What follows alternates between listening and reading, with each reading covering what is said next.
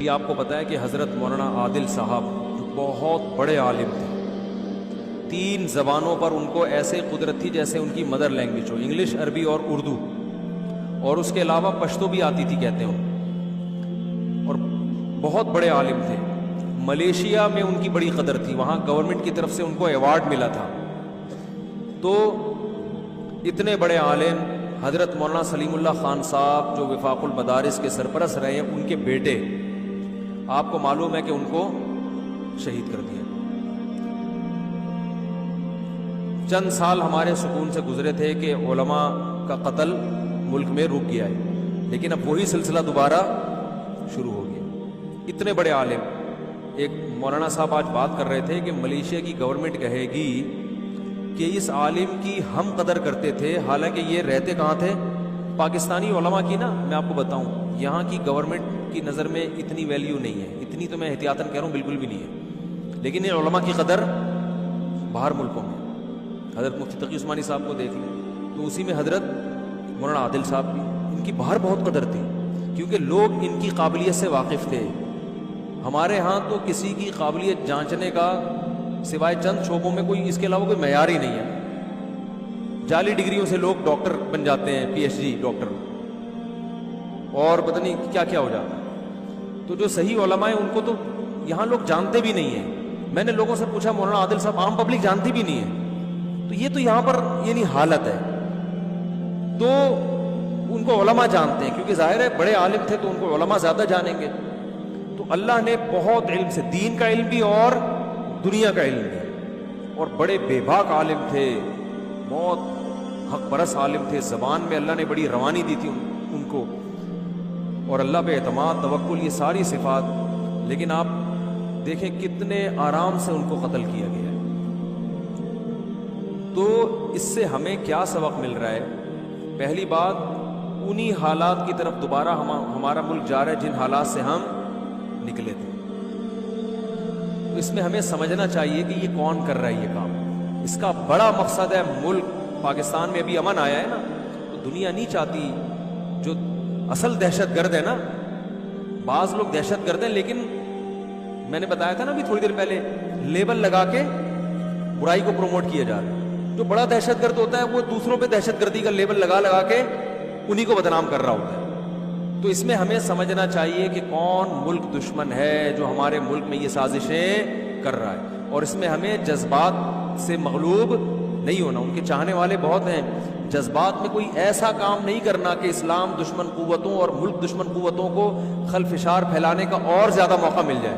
میں اکثر کہتا ہوں نا، عامل لوگ جب آپ ان کے پاس جائیں گے نا، میری بیگم کی طبیعت خراب ہے، وہ کیا کہتے ہیں؟ تمہاری بیوی کی ساس نے، یعنی تمہاری ماں نے جادو کرایا ہے، اور ساس کو بولیں گے تمہاری بہو خراب ہے، سوگنوں کو بولیں گے کہ تمہاری سوگن نے تم پہ جادو کرایا ہے۔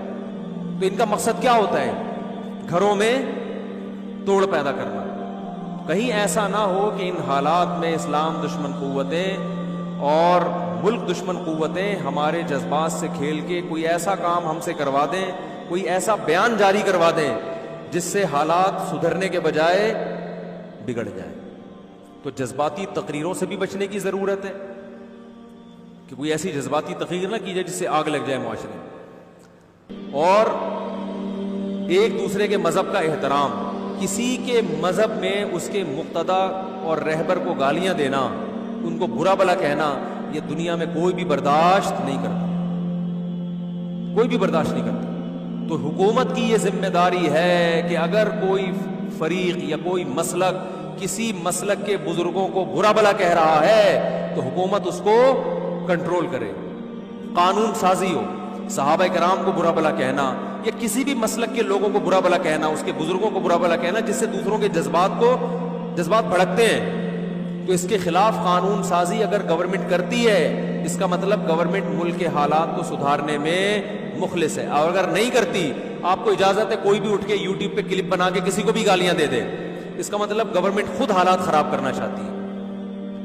تو علماء کا اس وقت حکومت سے یہ مطالبہ ہے کہ اسمبلی میں ایسے قوانین پاس ہونے چاہیے کہ کسی بھی مسلک کے بزرگوں کو نام لے کر برا بھلا کہنا، ان کے جذبات، اس مسلک سے تعلق رکھنے والے لوگوں کے جذبات کو مشتعل کرنا، یہ اللیگل ہونا چاہیے، اس کے خلاف FIR کاٹنے کا جواز ہونا چاہیے۔ اگر گورنمنٹ یہ نہیں کرتی اس کا مطلب گورنمنٹ ملک میں امن لانے میں مخلص نہیں ہے۔ اور دوسری بات یہ کہ مولانا عادل صاحب جیسے نیک بزرگ، اللہ ان کی شہادت قبول فرمائے، ان کے لواحقین کو، اور وہ جو ڈرائیور ان کے ساتھ شہید ہوا اللہ تعالیٰ ان کی شہادت کو قبول فرمائے، لواحقین کو صبر جمیل کی توفیق عطا فرمائے، اور اللہ ایسے عالم کی تلافی کرے، ایسے لوگ پیدا کرے کہ جو علمی سرمایہ، جو علم کا نقصان ہوتا ہے اس کی تلافی ہو۔ تو گورنمنٹ کی ذمہ داری ہے کہ ان کے قاتلوں کو گرفتار کر کے عوام کے سامنے پیش کرے، ورنہ پھر کیا ہوتا ہے۔ آج ایک عالم سے بات ہو رہی تھی، انہوں نے بتایا کہ علماء تو کوشش کرتے کہ عوام مشتعل نہ ہوں، لیکن جب ایسے واقعات ہوتے ہیں تو بہت سے لوگ علماء کی ہدایات کے باوجود وہ علماء کی بات نہیں مانتے۔ تو صرف اتنا کافی نہیں ہے کہ علماء اشتعال انگیزی والی تقریریں نہ کریں، یہ بھی ضروری ہے کہ جن چیزوں سے یہ اشتعال پھیلتا ہے، دیکھو قرآن نے کیا کہا ہے کہ اگر کوئی قاتل کسی کو قتل کرتا ہے تو قاتل کو بند کمرے میں قتل نہ کیا جائے، بلکہ گورنمنٹ کی ذمہ داری ہے قاتل کو پکڑ کے مقتول کے وارثوں کے حوالے کر دے کہ تم چاہو انتقام لو، تم چاہو معاف کر دو، کیونکہ مشتعل کون ہوا ہے؟ مقتول کے وارث۔ اگر ان کے انتقام کی آگ کو ٹھنڈا نہیں کیا گیا تو وہ جوش میں آ کے کسی اور کو قتل کر سکتے ہیں۔ قاتل کو نہیں ملا تو قاتل کے رشتہ دار، جو غلط ہوگا لیکن وہ کر سکتے ہیں۔ تو اسلام نے امن قائم کرنے کے لیے اصول بنایا کہ گورنمنٹ کی ذمہ داری ہے قاتل کو پکڑ کے کس کے حوالے کرے؟ مقتول کے وارثوں کے حوالے کرے، تاکہ انتقام کی آگ ٹھنڈی ہو جائے اور ملک میں فساد نہ پھیلے۔